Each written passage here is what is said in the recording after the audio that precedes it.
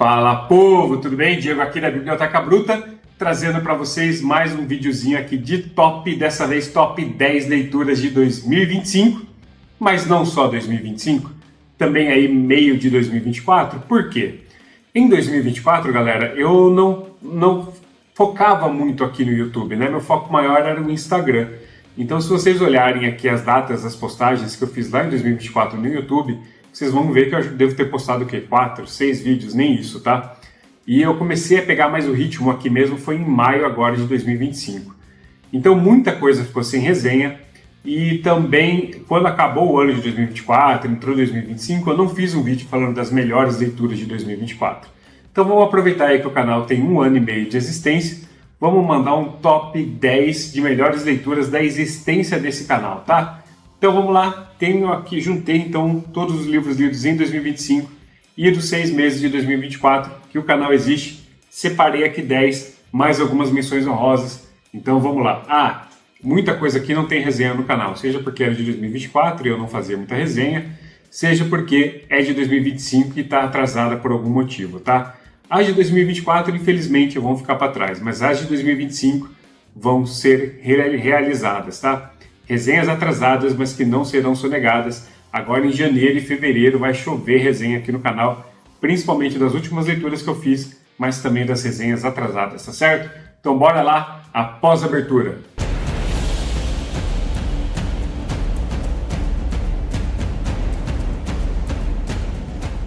Bom, galera, antes da gente começar, aqueles recadinhos de sempre, já curta, comenta, compartilha, me segue aqui e no Instagram, @bibliotecabruta. Também siga os parceiros, o Andrew lá do Arsenal Books, o Reives Lorenzoni, que além de youtuber também é escritor, confiram o Jogo do Rei, e também o canal do Rodrigão 1002, tá? Todos os canais parceiros que eu atesto a qualidade, vão lá conferir, links aí na descrição. Também aí na descrição o link para a Amazon, link geral, comprem através do link do canal e ajudem o canal a melhorar sempre, principalmente aqui na questão de infraestrutura.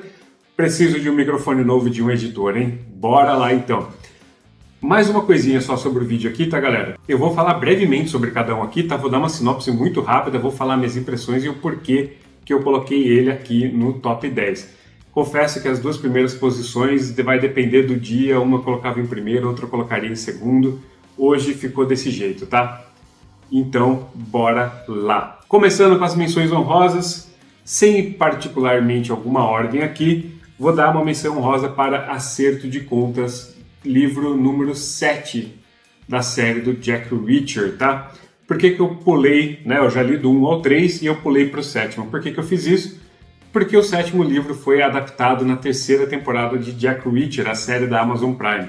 Então eu conferi o livro antes e só depois eu fui assistir a série. Sai daqui, caramba, uma mosca prateada. Galera, eu vim morar meio no meio da roça que tem de inseto aqui, pelo amor de Deus.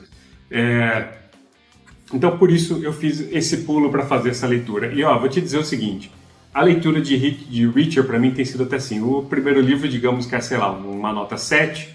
O segundo é um nota 9, excelente livro. O terceiro dá uma caída de novo lá para um 8, é um bom livro. O vilão dele é engraçado, é interessante, ele é mais caricato. E agora aqui para o 7º a gente volta a ter aí um 8,5, talvez quase 9 de novo, tá? Melhorou bastante. Assim como no segundo livro lá tem algumas cenas claustrofóbicas, aqui também tem umas cenas do Reacher caindo no mar revolto, cara, que você fica apreensivo. E confesso que essa leitura aqui é muito melhor que a série, tá? Eu não gostei de como a série adaptou exatamente esse livro aqui, porque nós temos que se lembrar que esse livro você passa no começo dos anos 2000, a gente vai ter aqui então o Reacher se infiltrando numa organização criminosa, não só porque ele percebeu que um antigo inimigo dele ainda está vivo, ele achou que ele tinha matado esse cara, ele dá de cara com esse cara no meio da rua, e ele fala assim, pô, o cara não lembrou de mim e eu achava que ele estava morto, o que está acontecendo? Ele começa a investigar. Logo, ele é interceptado por alguns agentes federais e fala assim, o que você está xeretando? Qual que é o seu envolvimento nisso? Aí ele explica, né, que tem esse cara, e eles falam, a gente também tinha uma infiltrada lá dentro e sumiu, o nome desse cara agora mudou, e aparentemente ele é um líder dessa nova organização criminosa. Então o Reacher vai passar a trabalhar com esses agentes, vai se infiltrar nessa organização e vai começar a trabalhar como segurança lá dentro, né? E esses caras têm uma mansão num penhasco, na costa ali, né, já no mar, praticamente impenetrável, nada quilômetros de distância. Então a segurança lá é meio relaxada, tá? Você não tem muitos sistemas de segurança, tem uma segurança maior do que o Witcher ainda, que eles colocam esse confronto na série. Mas aí quando você traz essa série para os anos 2020, né? Que saiu do ano passado, saiu esse ano, né, 2025. Quando você traz ela para 2025, você tem uma organização criminosa que não tem nenhum sistema de vigilância, nem nada desse tipo, que trabalha com importação de algumas coisas perigosas. Eu achei que ficou meio mal feito, saca? Aqui eu comprei o Witcher dando as escapulidas dele dessa mansão por essa falta de segurança, por esse isolamento. Na série eles não foram muito bem em nos mostrar esse isolamento total da mansão e também esse update da questão de segurança, tá? Mas valeu muito a pena, tá? Voltou a subir o Witcher para mim. E meu próximo Jack Reacher que eu quero ler esse ano é justamente aqui, voltar lá para a ordem correta, né? Para o número 4, ler Caçada às Cegas, tá? Então é isso. Não foi o melhor Witcher que eu já li, mas até agora é o segundo melhor e fica essa menção honrosa, tá? Tá muito legal isso daqui. Ah, galera, me digam se vocês têm interesse em uma resenha desse livrinho aqui, tá? Porque isso eu li bem no comecinho do ano e eu comecei a pegar firme aqui no canal mais ali para maio, agosto, tá? Maio, junho. Então isso daqui acabou ficando para trás. Então me digam aí, se vocês tiverem interesse, eu faço uma resenha disso daqui juntamente com a série, sendo que eu já fiz um en passant aqui, né? Mas beleza. O próximo livro também tem uma adaptação. Estamos falando de Aniquilação, do Jeff Vandermeer. Galera, eu digo para vocês que foi uma releitura, na verdade, tá? Esse tem resenha aqui no canal. Eu gostei bastante. A primeira vez que eu li foi no lançamento desse livro, acho que foi em 2015, alguma coisa assim. Eu tenho a trilogia completa aqui. Tá aonde? Eu tô meio perdido nessa estante nova, galera. Caraca, tá fora dos esquadros. Então, e assim, reassisti também o filme da Netflix, né? Galera, olha, foi uma história, para quem não sabe o contexto, aqui nós temos uma bióloga que ela vai querer entender o que aconteceu com o marido dela nas Forças Armadas, investigando a Área X. Ela vai acabar se envolvendo com esse projeto e vai ser mandada lá para a Área X também juntamente com outras mulheres, tá? É uma missão que está sendo realizada só com mulheres, porque cada missão que eles mandam para lá, eles tentam coisas novas, porque essa Área X é extremamente enigmática, coisas bizarras acontecem lá dentro. As pessoas não conseguem voltar lá dentro com uma certa sanidez suficiente para relatar o que elas viram, e as últimas missões que foram para lá, todos morreram. E supostamente o marido dela tinha morrido, e de repente, alguns meses depois, não só o marido dela, como todos os outros daquela missão aparecem em suas casas. Ninguém sabe como que eles saíram de lá, eles estavam mortos, isso, aquilo. Então começa a se ter uma certa investigação ali para saber o que aconteceu. E aqui a gente vai ter muita ficção científica misturada com horror cósmico Lovecraftiano, tá? Muita coisa enigmática, muito mistério sem resposta, que eu espero que as respostas estejam lá nos livros 2 e 3. E esse livrinho aqui vai muito mais longe do que o filme, tá?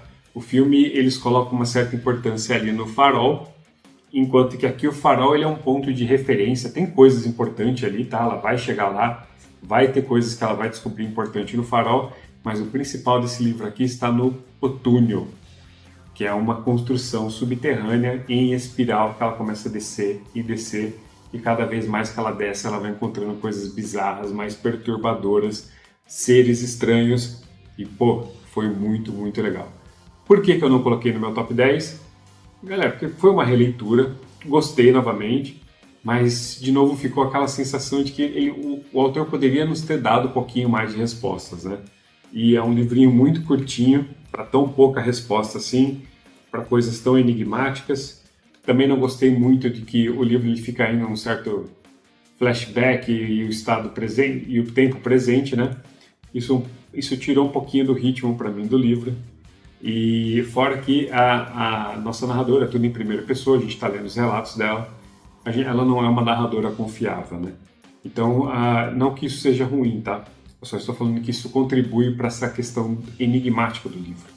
Então, como eu fiquei esperando um pouquinho mais de respostas aqui, eu entendi melhor esse livro nessa releitura, mas eu fiquei esperando um pouquinho mais de respostas aqui, que eu não tive. Teremos que ler o resto da série, tá certo? O próximo livro é mais um de 2024, estou falando de uma fantasia e estou falando de Mistborn, volume 1, livro aqui da trilogia do Brandon Sanderson, trilogia chamada Mistborn mesmo, né? Cara, eu adoro essas capas da Leia aqui, tá? Muito, muito melhores que as capas novas da trama. Infelizmente, quando a trama relançar a Segunda Era de Mistborn, né, que é uma quadrilogia, eu vou ter que comprar o quarto livro na versão da trama e vai ficar um padrão diferente, mas fazer o quê? Eu vou me ater às minhas edições da Leia, que eu acho muito mais interessantes.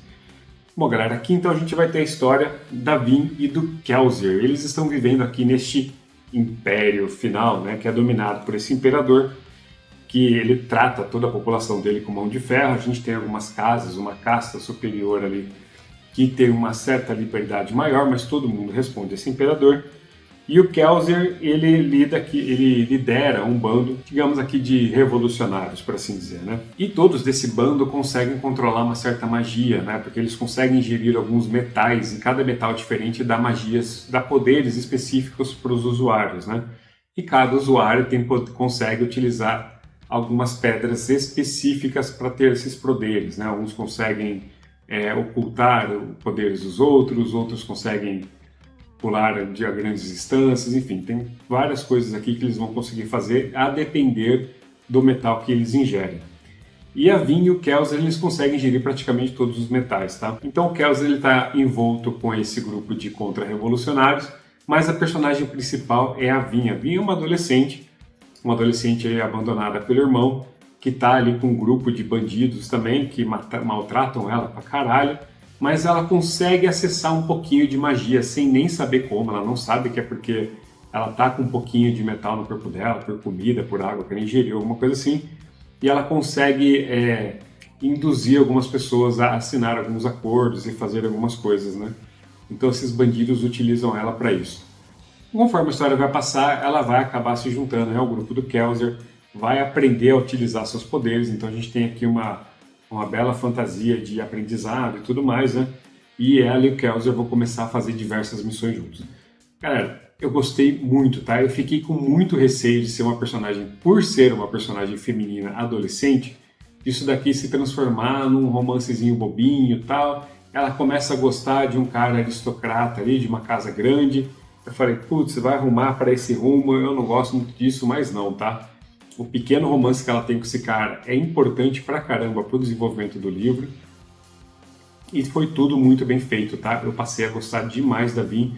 Meu personagem principal foi o Kelsier, mas eu passei a gostar bastante da Vin também, tá? Então se na primeira metade eu falava, pô, volta pro Kelsier, vamos, né? O Kelsier tem que estar envolvido aqui de algum jeito. Na segunda metade, se era que o foco era no Kelsier, era na Vin, tava interessante pra mim, com certeza. Então é um que eu realmente preciso voltar a fazer essa leitura. Por que eu não continuei em 2025? Porque esse livro aqui, ele tem muito cara de fim de trilogia. E porque algumas coisas se resolvem aqui, né? E eu não fiquei com essa... Lógico, deixa vários mistérios envolvidos sobre o Poço da Ascensão, sobre de onde vêm determinados poderes, outras regiões. Muito mistério fica em aberto. Mas a questão principal, que é com relação a esse imperador, ele é resolvido. Então eu fiquei com a sensação de, ok, acabou, né? Tem esses outros mistérios, mas eu não fiquei com a sensação de querer sair correndo, pegar os próximos livros para descobrir esses mistérios, né?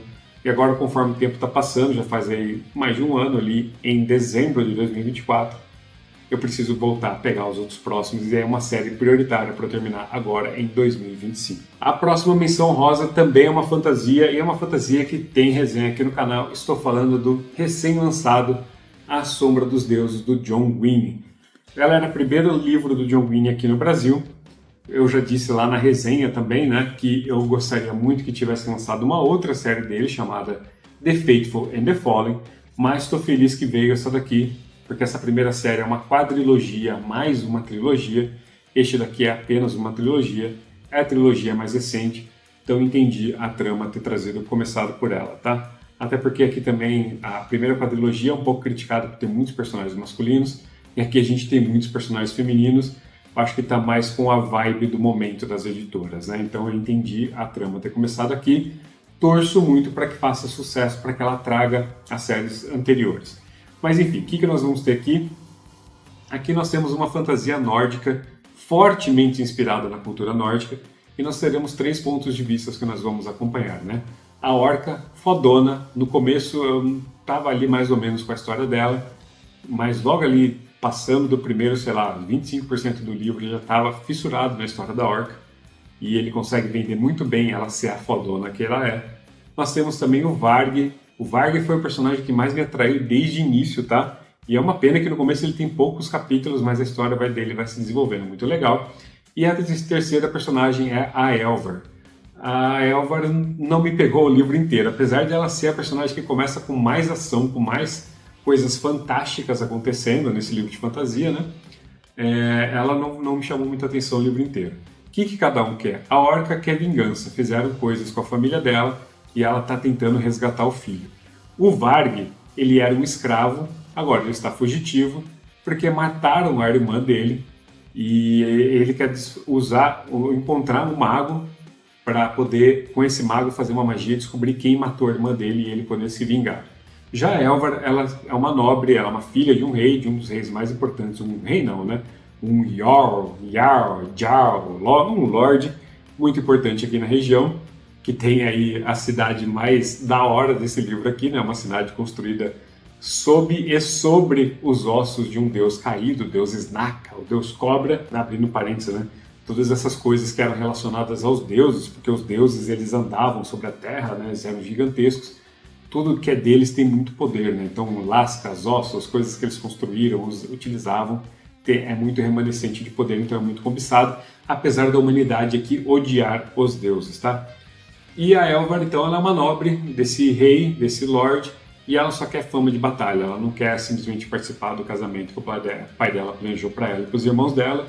Os irmãos dela aceitaram, ela falou que não, eu quero ter as minhas próprias aventuras, eu quero ser lembrada em canções por aí. Então os três começam no litoral desse mundo e mais as coisas vão acontecendo que vão levando eles mais ou menos para o mesmo ponto e alguns personagens se encontram lá no fim, tá? Não vou dizer qual também. Outra coisa interessante desse mundo é que os deuses também, aqui vários personagens aqui têm sangue de Deus, né? Sangue dos deuses.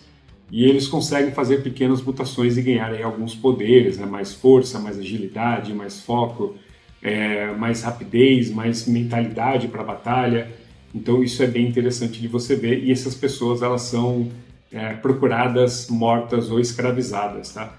Então, cara, é muito, muito forte, inspirado em cultura nórdica. E por vezes até você está lendo o livro, você até esquece que você está num universo fantástico. Parece até que você está lendo uma ficção histórica. Gostei muito do que o Diogo fez aqui, mas não foi suficiente para entrar nos top 10, porque temos uma, duas, três fantasias no top 10 que eu achei melhores do que essa daqui. Últimas duas menções honrosas aqui, bem rapidinho, galera, ó, porque essas duas aqui não entraram no top 10. Estou falando de A Caçada ao Outubro Vermelho e O Último Coiote, do Tom Clancy, do Michael Connelly, porque tem outras obras desses dois autores aqui no top 10, tá? E como eu não queria repetir autor, elas ficam aqui como menção rosa. Mas eu acho que elas nem entrariam no top 10 também não, né? Top 10, meu top 10 está bem sólido aqui, tá? Mas fica essa menção rosa. Aqui nós temos a clássica história, a primeira do personagem Jack Ryan, onde ele é apenas um analista do governo, um analista da CIA, e de repente um submarino desaparece aí dos radares, e de repente ele é descoberto indo para a costa americana. Está vindo atacar os Estados Unidos? Não sabemos, mas de repente toda a frota russa também começa a ir para a costa americana. O que eles estão fazendo? É um ataque? Vai começar a Terceira Guerra Mundial? Os russos não, né? Os soviéticos. Os russos, na verdade, estão tentando recapturar seu submarino, que está tentando deserdar para os Estados Unidos. E os Estados Unidos agora, conforme a história vai avançando, eles vão tentar capturar esse submarino também, porque é um submarino extremamente tecnológico e eles podem aprender muita coisa aqui. E aí nós vamos ver então todo esse tecno-thriller político-militar acontecendo. Um livro cheio de detalhes tecnológicos, cheias de discussões políticas, principalmente do presidente dos Estados Unidos, que no filme inexiste. Tá? Aliás, assim, o filme eu gostava muito. Depois que eu li e reassisti o filme eu passei a gostar menos, porque aqui é muito mais detalhado, tem muito mais personagem. E aqui a cadência das coisas que vão acontecendo é muito melhor. O filme ele é só corrido, né? O filme é só na correria, só na correria. O Jack Ryan tem uma participação muito maior no filme do que ele tem aqui. Aqui ele é, sei lá, nós podemos dizer que nós temos aqui 2 ou 3 personagens principais, que é o presidente dos Estados Unidos, o Jack Ryan e o Capitão Marcos. Mas lá no filme fica basicamente só o Jack Ryan e o Capitão, que é o Sean Connery, quem faz, né? O presidente não existe, o envolvimento dos britânicos não existe, enfim. Muito legal, tem algumas barrigas de algumas partes tecnológicas aqui, mas outras eu adorei. Então acho que vai ficar um pouco a questão do gosto pessoal de cada um, tá? Quando ele descreve, por exemplo, caças fazendo algumas manobras, como Jack Ryan vai descobrir alguma coisa, ou como mesmo os submarinos estão agindo, né, fugindo de alguma coisa, achei muito legal. Mas quando ele entra, por exemplo, explicando o funcionamento de sonares, foda-se.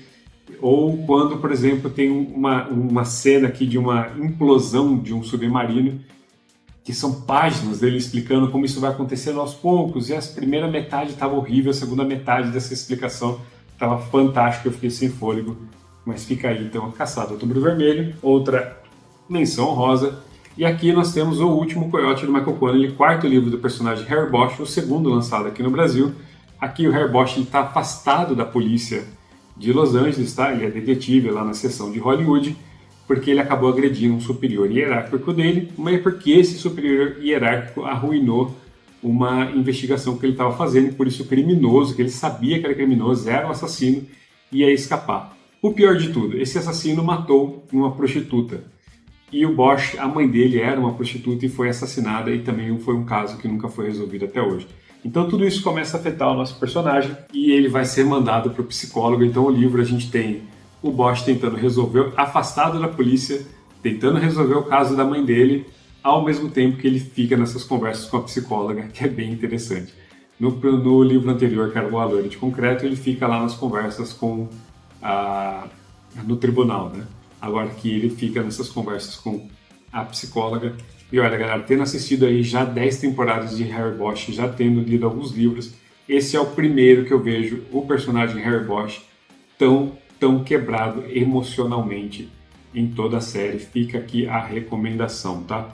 E o desfecho desse daqui é muito diferente do que tem na série de TV da Amazon Prime, tá? Então vale muito a pena a leitura. Então, galera, sem mais delongas, vamos entrar então no top 10. Em 10º lugar, começamos com uma fantasia. Estou falando de O Aprendiz de Assassino, da Robin Hobb, livro 1 da trilogia do Assassino, a saga do Assassino, né? A minha versão aqui é a versão da Leia, a versão da Suma, novamente, eu achei ridícula. A versão da trama lá para o Mistborn, né, eu também não gostei. Achei a capa muito infantilizada, simplificada. Eu gosto de capas que têm artes assim. Vou deixar aí a capa dos dois para vocês verem, mas só para vocês fazerem uma comparação. Olha como eram as artes antigamente de fantasias aqui no Brasil. Hoje em dia vem umas coisas aí nada a ver. Olha o que a Suma fez aqui, o que a trama fez aqui. Eu não gostei de nenhuma das duas novas, por isso me atenho às minhas antigas. E até por isso também essas antigas não estão desvalorizando, apesar dos novos lançamentos, né? Mas enfim, o que nós vamos ter aqui? Nós vamos acompanhar o personagem Fitz de Cavalaria. Ele está aqui neste mundo fantástico, composto por diversas ilhas, um pequeno continente. O Fitz, ele é um filho bastardo de um príncipe aqui desse reinado. E o vô dele, cansado de cuidar do garoto, sabendo que ele tem uma origem nobre, fala pra mãe dele, né? Fala assim, esse moleque tem que ficar com o pai. Vai pra lá, só tá dando gasto, só tá dando trabalho, só tá dando despesas aqui pra gente, que o pai dele arca com alguma coisa e larga o moleque lá no castelo. Só que o Fitz, ele é um moleque meio especial, né? Nós temos aqui dois estilos de magia, a manha e o talento. A manha é dito como uma magia baixa, uma magia pobre, que é mais ou menos você conseguir se comunicar com os animais, tá? E o Fitz, ele consegue fazer isso muito bem. Só que como o Fitz tem origem nobre, ele também vai começar a ter... Ele também tem acesso, conforme o livro for passando, a magia chamada talento. É uma magia muito mais especializada. O Fitz, então, começa a viver ali em meio a esses nobres. Ele passa a viver, na verdade, com o cuidador dos estábulos, que era uma pessoa que respondia diretamente para esse príncipe, né? O príncipe não quer saber do Fitz. O príncipe até se abstém do reinado. E aí começa toda uma certa política para ver quem que vai assumir também. Mas um dia ali, roubando comida que sobrou da janta do dia anterior, né? O rei, vô do Fitz, entra ali no salão, vê o Fitz roubando isso daí e começa a falar para um outro nobre, você não vai fazer nada com esse moleque é esperto, esse moleque um dia pode crescer cheio de ódio, querer se fazer alguma coisa contra a gente, eu tô vendo que ele tem olhos muito sagazes, olhos concentrados, fissurados, é bom trazer esse moleque para o nosso lado quanto antes, e a gente pode usar ele para um monte de coisa. Ele pode ser utilizado como peça de negociação, como troca de refém, ele pode ser usado para muita coisa. Esse bastardo, na verdade, é um trunfo para a gente. E aí o Fix vai começar a treinar, então, na arte do talento e para se tornar um assassino. A escrita da Robin Hobb é fantástica, fantástica, fantástica, fantástica. Extremamente floreada, cadenciada. É difícil até você falar, puta, essa frase aqui é muito bonita, mas a próxima você fala, pô, essa frase também é muito bonita. A construção dela é muito, muito legal, galera. Isso toma mais tempo de leitura, claro, né? Aqui nós temos 500 e pouquinhas páginas, não, 400 páginas mais ou menos, mas parece que eu li um livro muito maior, tá? Então foi uma leitura um pouquinho mais cadenciada nesse dezembro conturbado e logo, logo, no comecinho, na primeira quinzena aí de janeiro, a gente já tem resenha disso daqui, tá? Já era para ter saído, mas essa mudança atrasou tudo. Então, 10º lugar, O Aprendiz de Assassino. Em 9º lugar, eu trago para vocês, então, um Tecno-Thriller. Trago aqui Jurassic Park, mais um que não tem resenha, infelizmente. Isso daqui foi leitura coletiva lá no canal do Rodrigão. Na verdade, no Rodrigão, a leitura coletiva foi do segundo livro, que é O Mundo Perdido. Mas para ler O Mundo Perdido, que foi a leitura coletiva de julho, lá, se eu não me engano, em maio eu li Jurassic Park. Aí eu quis fazer uma resenha dupla dos dois, acabou que foi passando o tempo, aí eu fui lançar, outros já iam, enfim. Acabou que não saiu essa resenha, a resenha está toda roteirizada, eu só preciso sentar, gravar e fazer ela. Sobre o que vai tratar o livro então, galera? É muito parecido com o filme, tá? Nós temos aqui então esse bilionário excêntrico querendo ganhar mais dinheiro, também querendo ganhar uma certa relevância. No filme ele é um pouquinho mais nobre nas motivações dele, tá? Aqui é puramente ganância e financeiro, tá?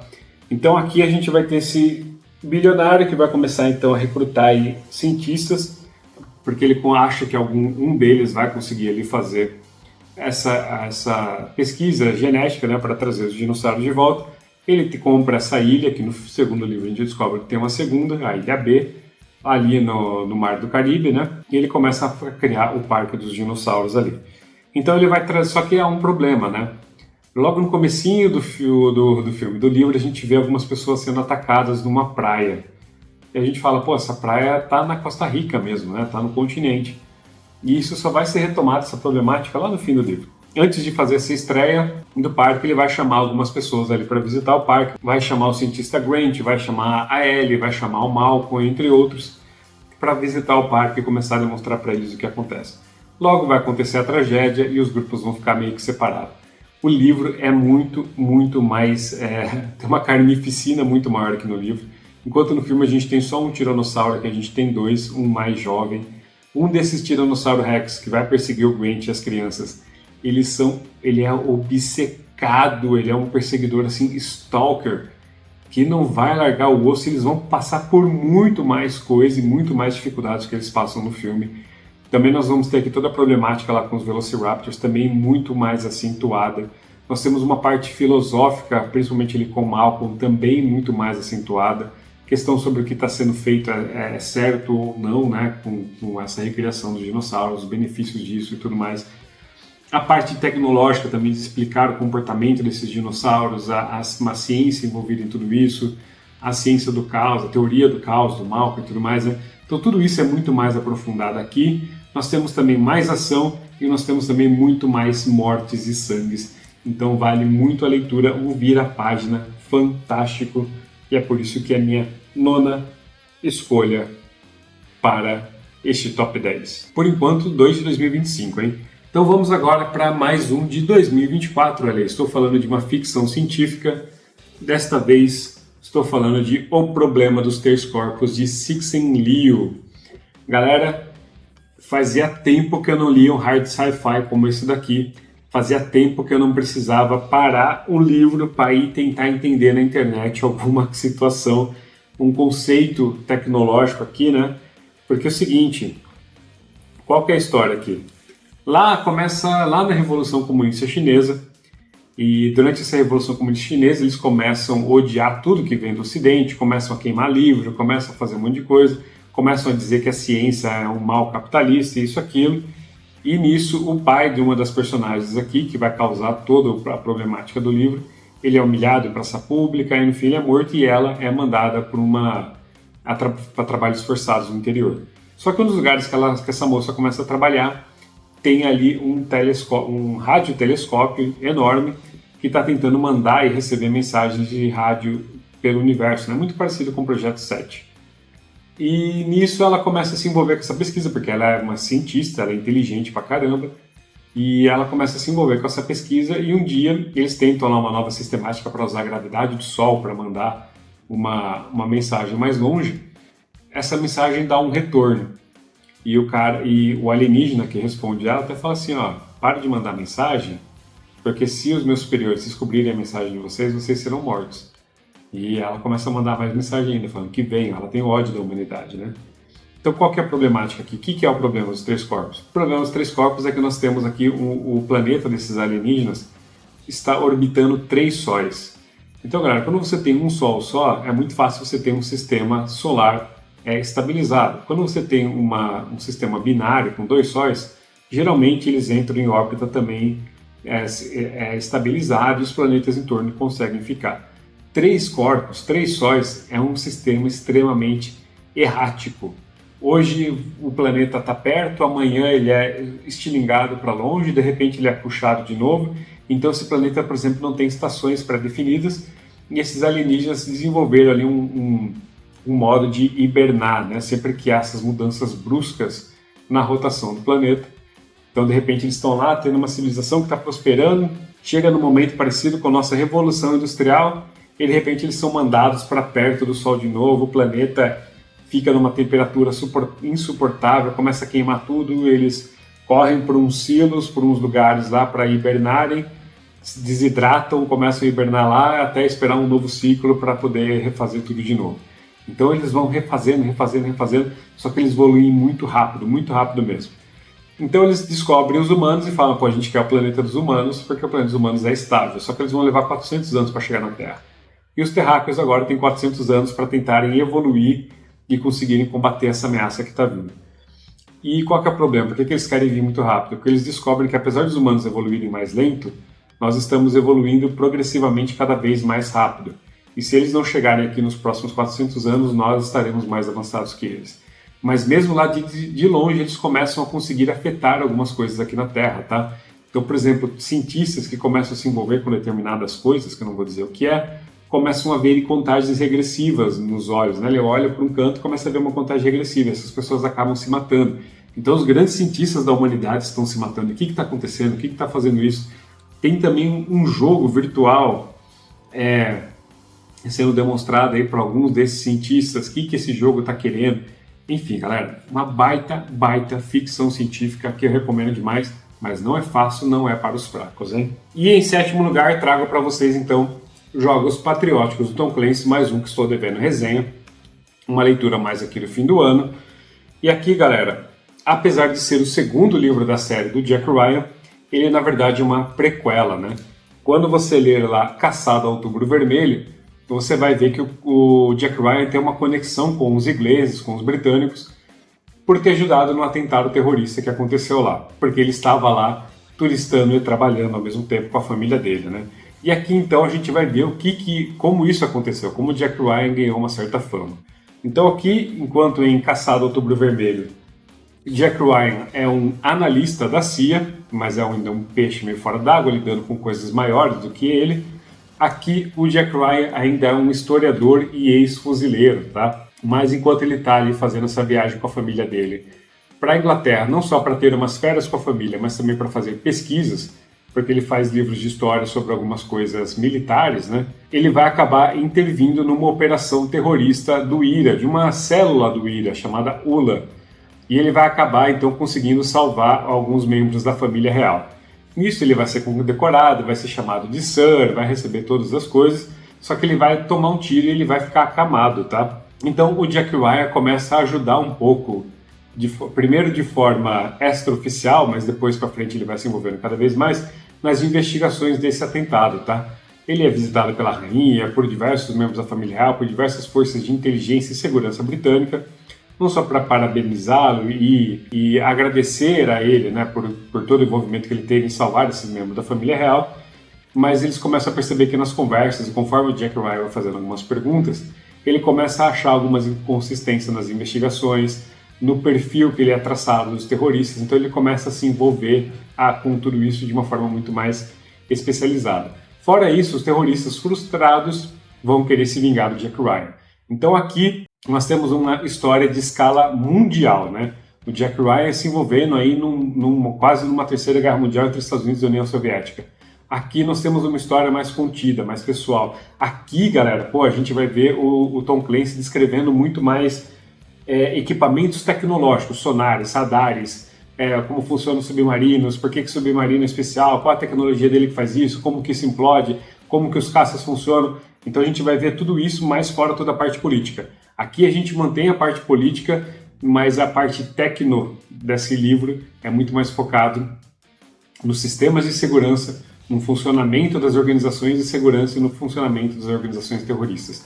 Então é uma história de menor escala e eu achei isso daqui muito mais intenso. Ele já abre com essa cena de ação super intensa e o Jack Ryan aqui também ele tá um pouco mais participativo, né? Ele é de fato o personagem principal aqui, enquanto aqui a sensação para mim foi de que ele era mais um. E aqui o Jack Ryan também tá um pouco mais canastrão aqui, tá? Ele tá pegando algumas coisas um pouco mais com mais facilidade. Tem até um momento aqui que ele dá um certo esporro aqui no membro da família. Era um príncipe, que ele salva, né? Porque ele tá lá todo cabisbaixo, que o Jack Ryan salvou ele. A única coisa que ele conseguiu fazer foi se agachar no carro blindado, né? Para não tomar tiro nem nada. Mas ele fez isso protegendo a esposa dele e tudo mais. O Jack Ryan dá meio que um esporro de pai nele, que ele fala, mano, você fez o certo, você tem treinamento, era a única coisa que você podia fazer, você fez o certo. Então assim, eu gostei bastante desse livro aqui, gostei dele mais do que gostei do Caçado Outubro Vermelho, e logo aí no comecinho do ano eu trago a resenha para vocês. Bom galera, e agora em sexto lugar eu trago para vocês Michael Connelly e seu A Loira de Concreto. Este aqui é o terceiro livro da saga do Harry Bosch. É o primeiro que chegou aqui no Brasil, o livro 1 e 2 nunca chegou por aqui, tá? Esse daqui foi o que explodiu o Michael Connelly lá nos Estados Unidos, então foi o que a editora na época, a editora Super Sellers, Best Seller, resolveu trazer aqui para o Brasil e tem essa versãozinha aqui da Círculo do Livro, tá? Este livro você acha ele tanto em versão capa cartão quanto em versão capa dura. Capa cartão pela Best Seller, capa dura pela Círculo do Livro. Bom, aqui nós vamos ter um caso do detetive, o policial Harry Bosch, que trabalha lá em Los Angeles, na divisão de Hollywood. E aqui, galera, já começa com ele envolvido aí no tribunal. Porque o que aconteceu?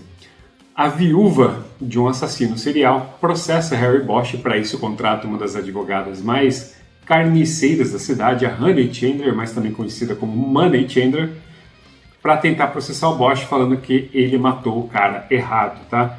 Harry Bosch, no caso aqui, durante esse acontecimento, a gente tem que lembrar que a gente está falando de uma história que se passa em 1994 e nessa época não tinha celular, né? Então o Bosch estava de plantão, a polícia estava patinando para encontrar esse assassino serial, resolver esse caso, e um assassino chamado Dollmaker, né? Ele tinha ali batons, perucas e um monte de coisa que ele fazia com as mulheres. Uma prostituta liga para o plantão falando assim, ó, eu vi o assassino em série, eu sei onde ele está, ele tentou me contratar, eu vi as coisas no carro dele. O Bosch vai até lá e ele percebe que o cara contratou uma outra garota de programa e está lá no local, né? Então ele resolve agir sozinho. E ele até fala, né? Eu não chamei reforços porque no carro não tinha um telefone acoplado no carro, né? Então era aqueles aqueles telefones que ficavam no console central para poder ligar. Não tinha celular e outras coisas assim.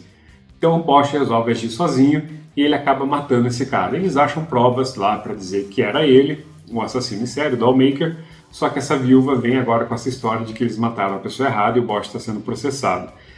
Para piorar, aparece uma nova vítima, ou seja, o Bosch começa a entrar em dúvida. Será que ele realmente matou e pegou e matou o cara errado, né? Ou se trata então apenas de um copycat, né? Alguém imitando esse assassino serial do passado.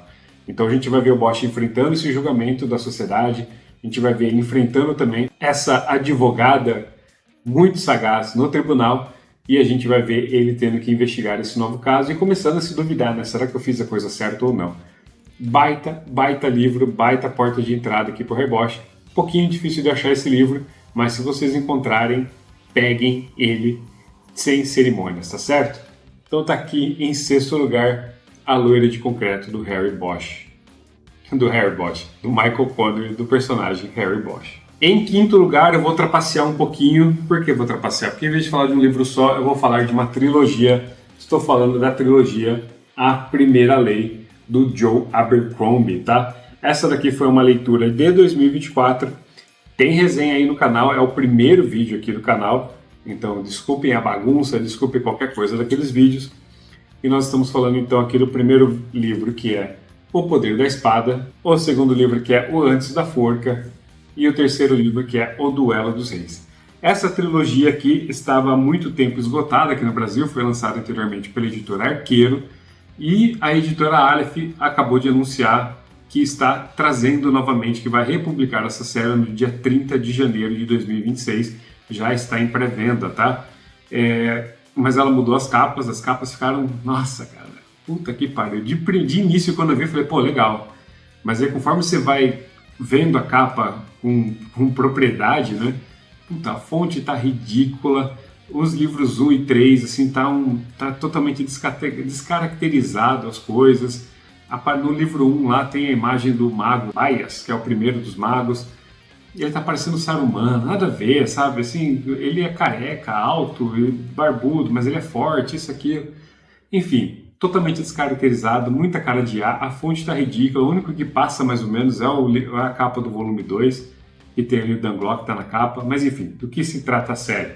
Aqui nós vamos ter a história do Império do Meio. Esse Império do Meio, ele tem esse nome justamente porque ele fica ali nessa ilha, bem no centro do mundo, e ele é rodeado por alguns outros continentes, né? E esse império ele consegue dominar algumas pequenas pontas desses outros continentes, onde ele tem ali grandes cidades e entrepostos comerciais.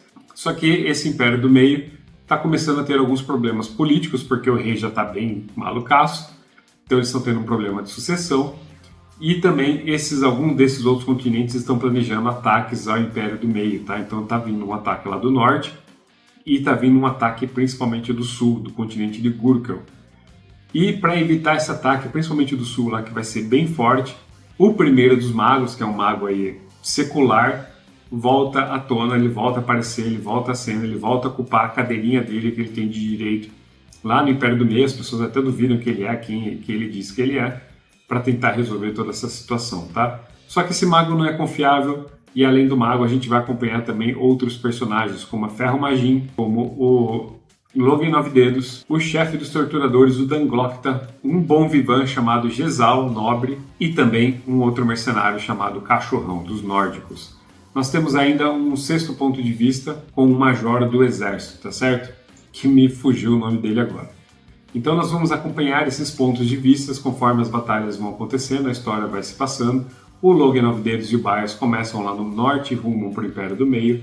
A Ferro começa no sul e também ruma para o Império do Meio. Já o Jezal e o Major já estão no Império do Meio. E lá no norte a gente acompanha o Cachorrão e os demais mercenários. Esses mercenários eram do mesmo grupo do Logan. O Logan acha que eles morreram, os mercenários acham que o Logan morreu e eles acabam se separando, tá?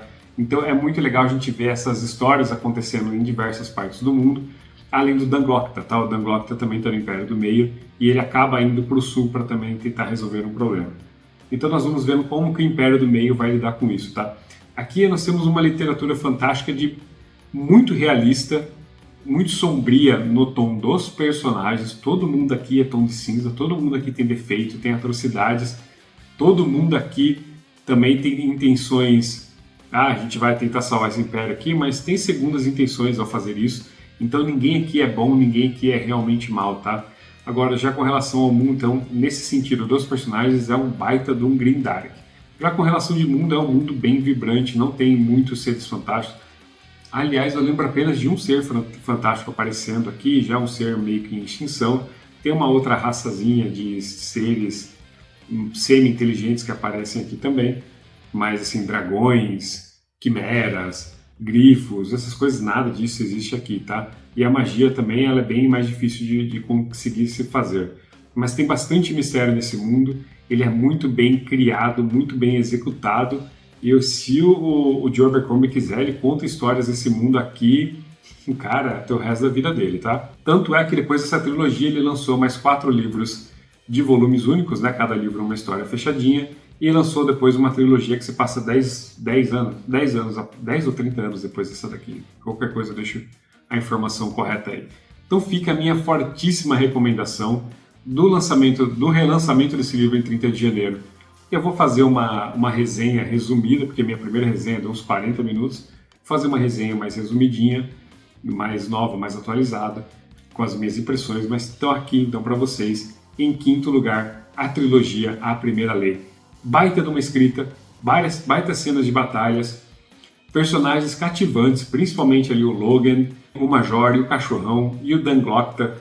Esses personagens ficaram comigo por muito tempo e eu lembro deles com muito carinho, apesar de eu não lembrar o nome do Major, meu Deus do céu.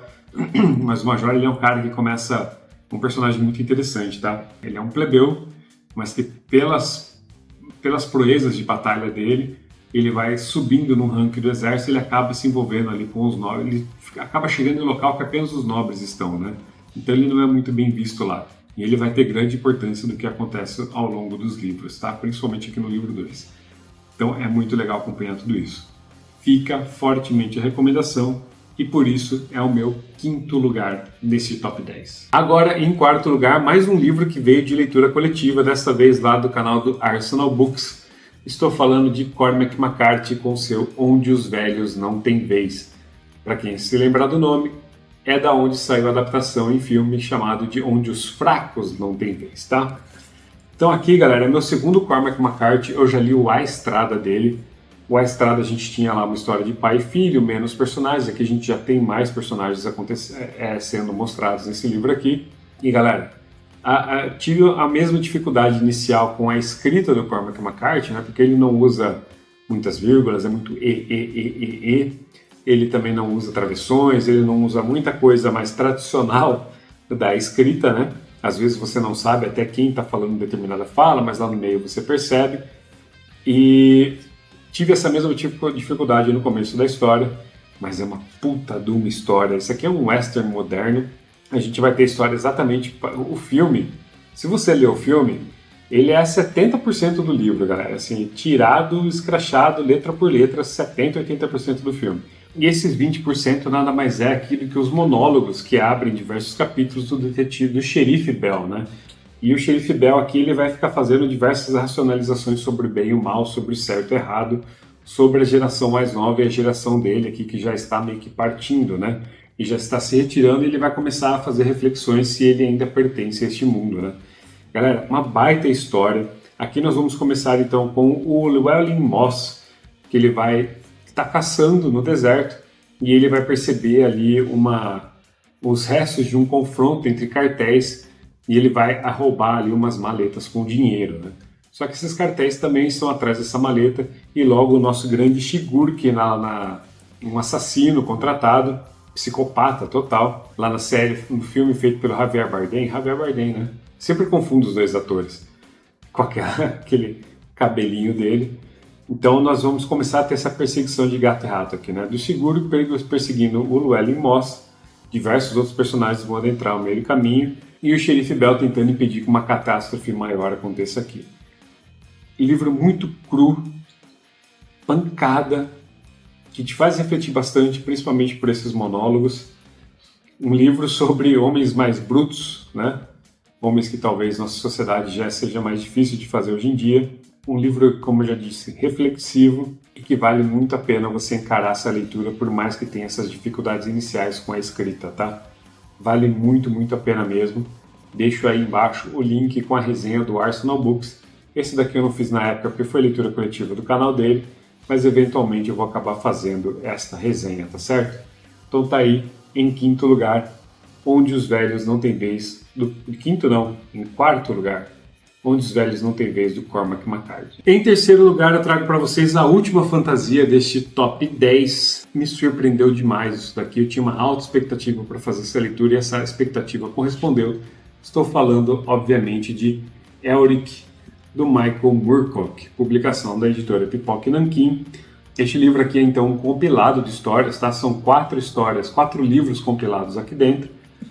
Texto integral, tá, galera? Que os livros realmente eram mais curtos. Pipoca e Nanquim acabou de anunciar o segundo volume para o finzinho de janeiro. Logo tá chegando aí pra gente. Comprem pelo link do canal.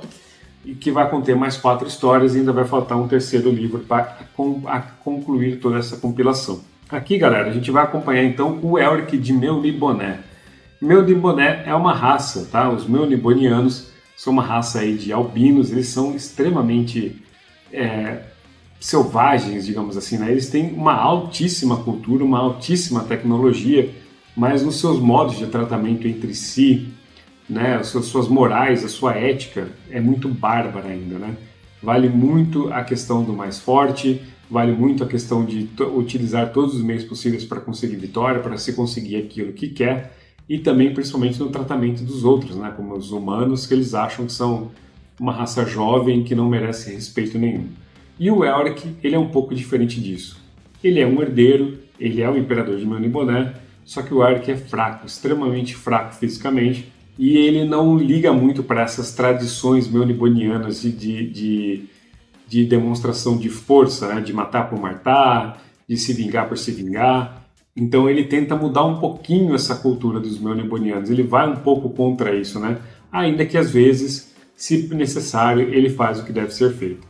A primeira história, por exemplo, ele vai ter muito problema com o primo dele, Yurkon, que se acha aí o real detentor de assumir o trono de Melniboné. Ele fala, eu sou um verdadeiro melniboniano, não o Elric é esse maricas aí que não quer fazer o que tem que ser feito. O Elric, por sua fraqueza, ele é muito sustentado por magias, tá, galera? Muitas magias. Ele tem até alguns acordos aí com alguns seres do submundo para conseguir alguns favores, conseguir algumas magias, algumas coisas. E posteriormente ele também tem a espada dele, Stormbringer, que é uma espada viva e é uma espada que fica afetando o emocional do Elric para matar, para conseguir sangue. Então é uma espada de imenso poder, mas que traz aí esses poréns para o personagem, tá? A segunda história aqui já é o Elric viajando para um reino muito esquecido no norte, e ele vai acabar se envolvendo com uma princesa, ele vai entrar num sonho maluco, e cada coisa que vai acontecer dentro desse sonho para tentar recuperar essa princesa que está por lá.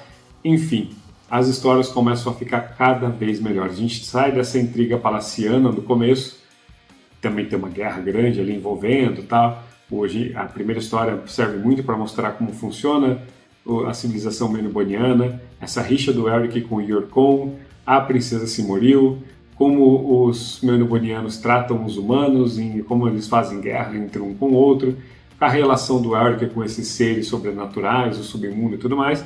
Já o segundo é simplesmente focado no Elric vivendo uma aventura, e os demais vão assim também. Então fica muito, muito forte a recomendação. Eu digo para vocês, peguem, leiam os dois primeiros, já vai dar uma boa dinâmica para vocês, mas vai ficando cada vez melhores as histórias, tá, galera? Eu terminei de ler esse livro agora em dezembro, então resenha vem aí em janeiro, fevereiro, tá? Não vou demorar muito para fazer isso daqui, prometo a vocês, porque eu vim lendo uma história por trimestre, tá? O segundo livro eu vou fazer a mesma coisa, uma história por trimestre até o lançamento do terceiro. Então fica fortemente a recomendação do Elric.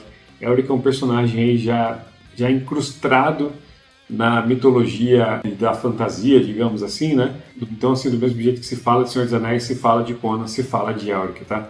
O que tem de bandas que fazem homenagens ao Elric, o que tem de referências em outras literaturas a Elric de Melniboné, não está escrito no gibi. E isso daqui é, digamos aqui, o avô das Dark Fantasies, tá certo?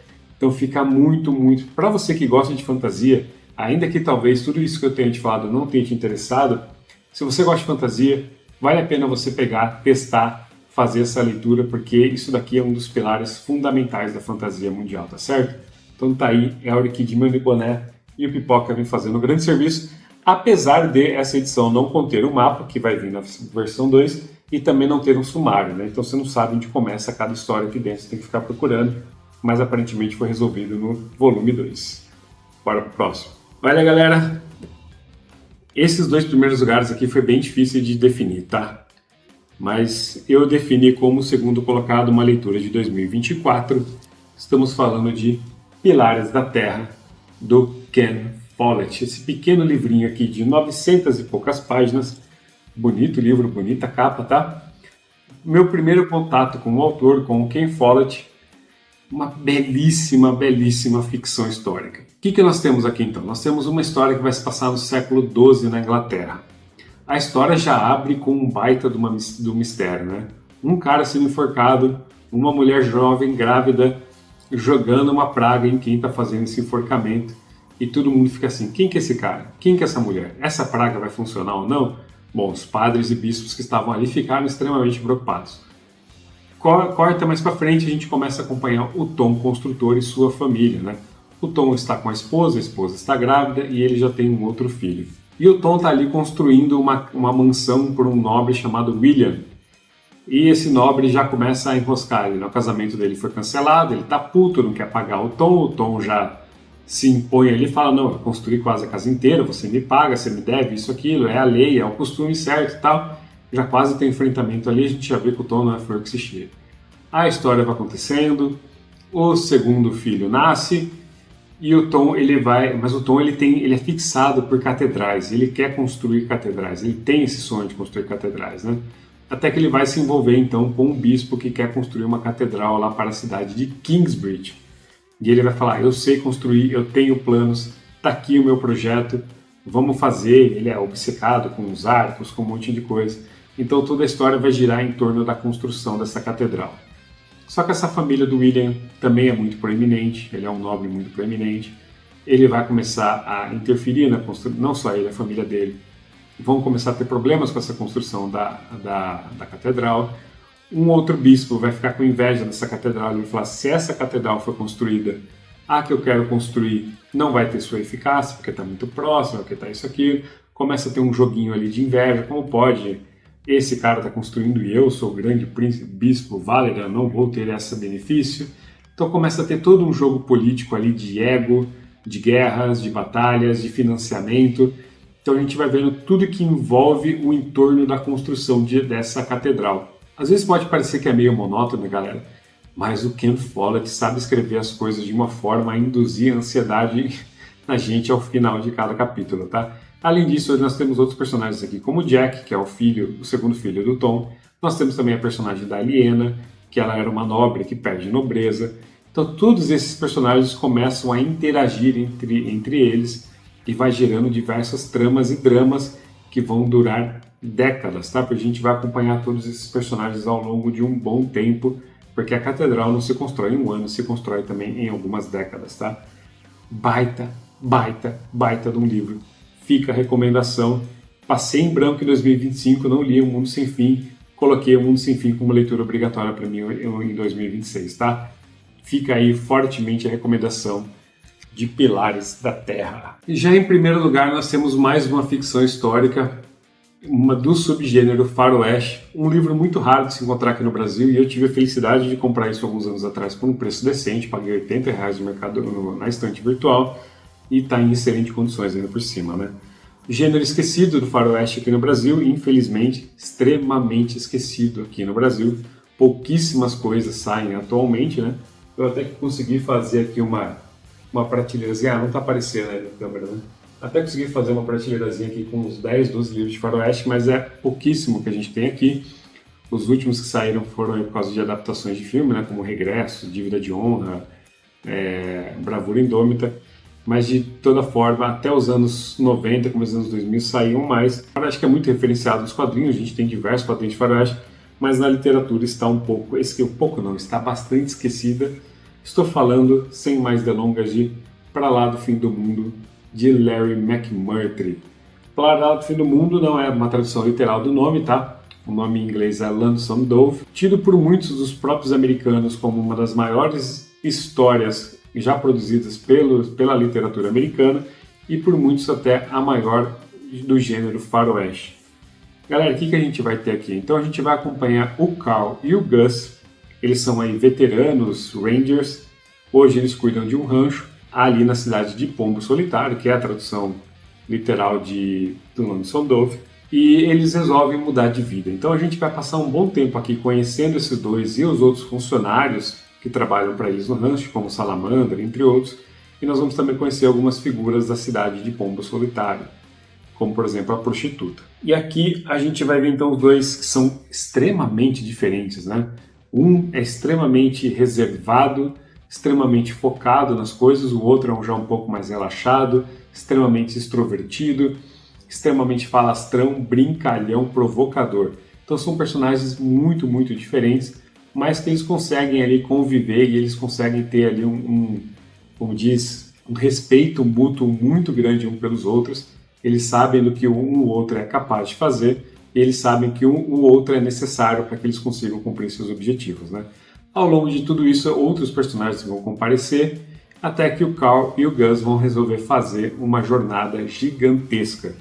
Eles vão roubar milhares de cabeças de gado e alguns cavalos, lá de ranchos, de fazendas mexicanas. Eles falam, a gente vai partir para um lugar melhor, vamos sair desse desertão, vamos pegar a rota do Oregon, vamos lá para Montana, até porque um antigo conhecido deles veio de lá, falou que lá tá supimpa, tá da hora, bora lá. Estamos falando então do século XIX, a década ali de 1870, e eles vão pegar todas essas cabeças de boi, esses cavalos, e boa parte, parte da população da cidade, diversas outras pessoas que eles vão contratando ao longo do tempo, como por exemplo uma dupla de irlandeses, outras crianças lá de uma viúva e tudo mais, e vão rumar para Montana, tá? Galera, o que esses caras vão enfrentar no meio do caminho?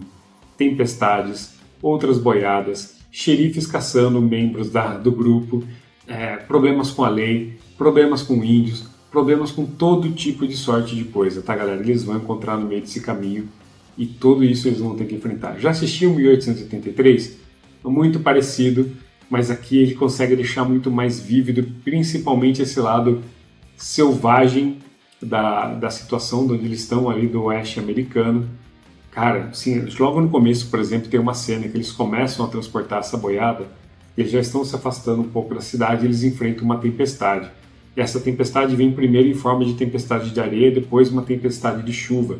E como ele vai descrevendo tudo que vai acontecendo ali no meio, a gente vai vendo essa coisa, por exemplo, pelo olho de um personagem mais jovem chamado Salamandra, que não se sabe quem é o pai dele, é alguém do grupo. Porque a mãe dele era uma prostituta também que ficava na cidade, uma outra prostituta. Enfim, é um dos dramas aqui no meio. Romance tem bastante aqui e faz parte dos dramas, tá? Muita gente ama essa prostituta, porque é a única prostituta da cidade, então os homens ali são todos solitários. Então a gente vai ter todo esse tipo de drama envolvido aqui, tá? Um drama entre os personagens, drama de romance, dramas de sobrevivência, né? Dramas de como coisas vão ser resolvidas. Tem muita coisa colocada nesses 700 e poucas páginas desse livrinho aqui. Livraço. E durante toda essa tempestade, então a gente vai acompanhando ela pelos olhos do Salamandra, que é a primeira vez que ele está se afastando do rancho, a primeira vez que ele está conduzindo uma boiada tão gigante assim, que a gente vai vendo todos os percalços que ele vai passando, como os cowboys, né, os cavaleiros, eles conseguem ainda assim se comunicar com outros, porque galera, eles ficam afastados assim por quilômetros para levar toda essa boiada, e a gente vê ele passando por essa tempestade de areia, depois por essa tempestade de chuva. A gente vê ele se surpreendendo com um raio caindo no chifre de um boi, como esse raio fica agindo ali no chifre do boi, como os bois ficam assustados com isso, quando ele quase morre no meio de toda essa boiada. Enfim, galera, isso é só o começo do livro, são ali mais ou menos as 150 primeiras páginas. Esse negócio expande de uma forma.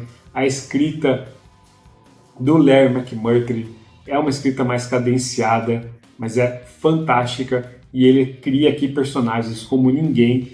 Ele deixa cada personagem com uma alma própria, muito, muito vívida, que você guarda cada um aqui certinho. Assim, cada um tem sua própria voz, sua própria personalidade, sua própria agência.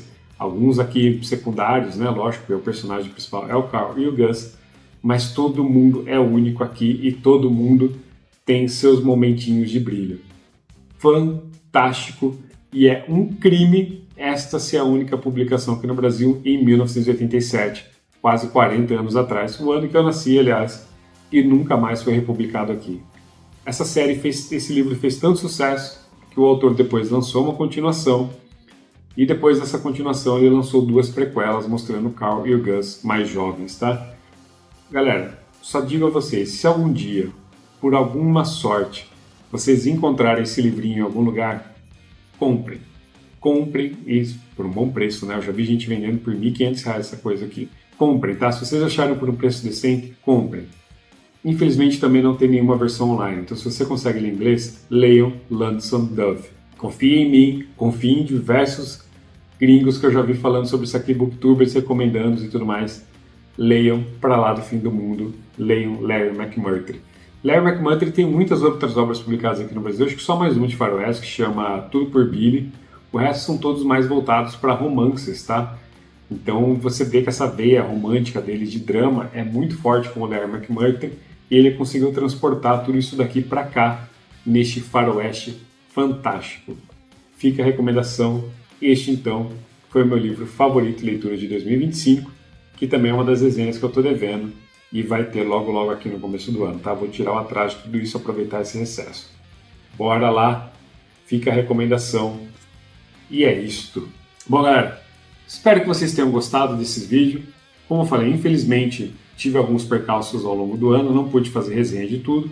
Alguns são lá de 2024, outra época, outro jeito que eu tratava o canal, dava mais atenção com o Instagram, mas eu espero que vocês tenham gostado, né?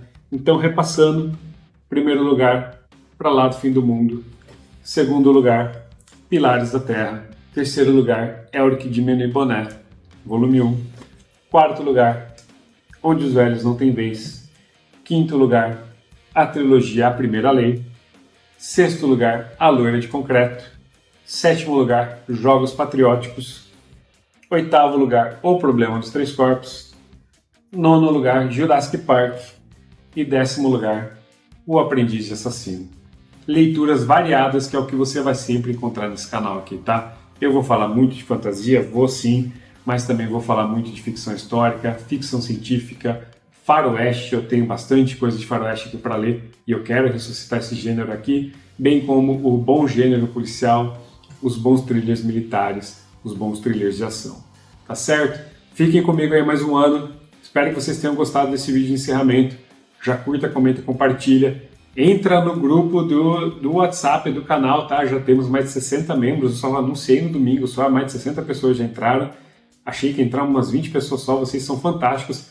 E também, olha só que legal, hein? Antes de lançar esse vídeo aqui, já tínhamos quase 1.500 pessoas seguindo o canal aqui, tá?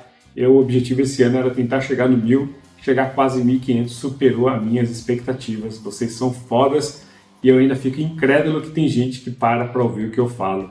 Vocês são foda pra caralho e isso me deixa muito animado pro ano que tá por vir, tá certo? Curta, comenta, compartilha de novo. Feliz ano, feliz ano novo. Até a próxima e valeu!